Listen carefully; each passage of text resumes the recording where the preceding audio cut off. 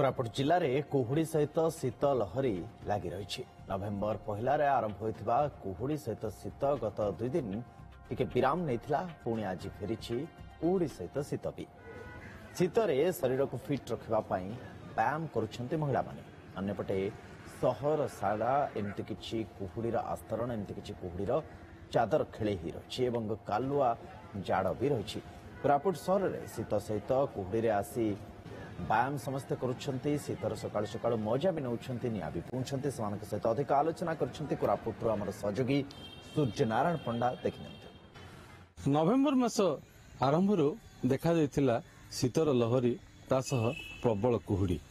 तबे मझिरे 2 दिन विराम परे पुणी थरे फेरिची कुहुड़ी आउ शीत।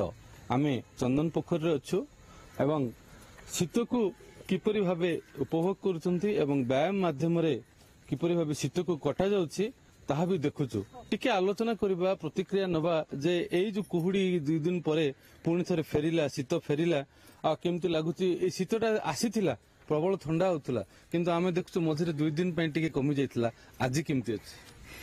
मझिरे तो देखिया गले कोरापुट बहुत ठंडा थिला किंतु एबे 2-3 दिन तळे पूरा कमी जायतिला। पुणी आज आउ थे शीत बेक करी कुहुड़ी राति 4टा बेले जो उठिली से कुहुड़ी भर्ती थिला। तापरे धीरे धीरे कुहुड़ीटा कमी कमी आसी बर्तमान भी अच्छे यहाँ प्राय 8.5% रहिबो। आमे किंतु जेहेतु सबुदिन चिराचरित आसुच चंदन पोखरी को निजर शरीर जमती फिट एंड फाइन रहिबो सेति आमे किछि समय प्राय आधा घंटा वॉकिंग करू। तापरे एठी प्राय 1 घंटा एक्सरसाइज। कुहुड़ी बहुत थिला, रास्ता दोष नथिला, बहुत कुहुड़ी थिला। एटा मझिरे 2 दिन टिके उभा नहीं जायतिला। आज आउथरे पुणी आछि ना? आज आउथरे आछि। केमति लागुछि? बहुत भलो लागुछि। कुहुड़ी भी जा सकाळ को हम उपभोग करूछु। पार्क रे आसी की एक्सरसाइज भी करूछु। देहटा भी दिन सारा भलो लागुछि, फ्री लागुछि।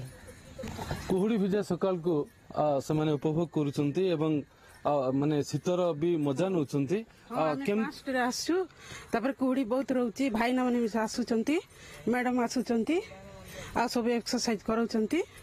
देह सुस्थ थिले सब भलो किछि देह पई आमे एक्सरसाइज करूछु। शीत केमति लागु? शीत बहुत होछि। कुहुड़ीटा बहुत होछि, बहुत बढिछि आगरे आ बढ़िबो 9टा पर्यंत रहउछि।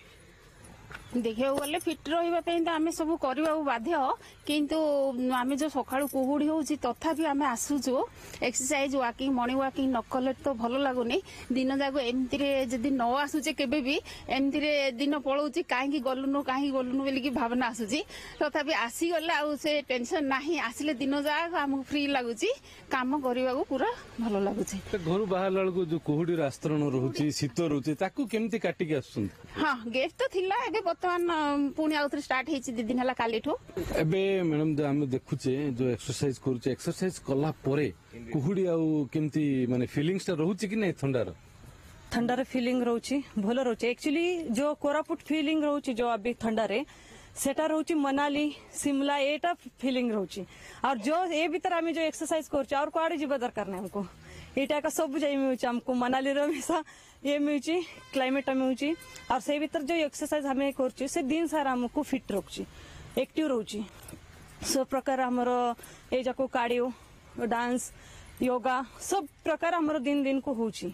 समस्त भौनी माने हमको मिसे के करछ हमें भाई माने एंजॉय होछि, सब होछि हमरो एक्सरसाइज तार संगे होछि, भलो लागुछि।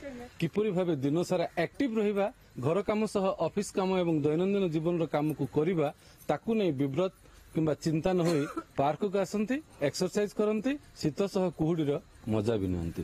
चंदन पोखरी रो सूर्यनारायण पंडा, ओटीवी।